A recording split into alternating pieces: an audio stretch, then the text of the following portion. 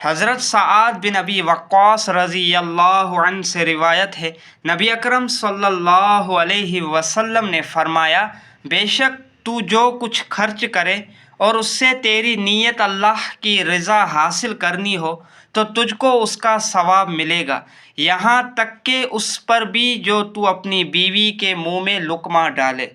حضرت عثمان بن عفان رضی اللہ عنہ بیان کرتے ہیں، نبی اکرم صلی اللہ علیہ وسلم نے فرمایا،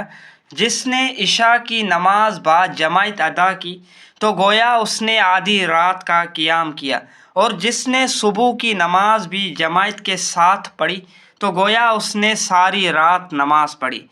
حضرت ابو ہریرہ رضی اللہ عنہ سے روایت ہے، نبی اکرم صلی اللہ علیہ وسلم نے فرمایا، اے اللہ، میں 4 چیزوں سے تیری پناہ مانگتا ہوں،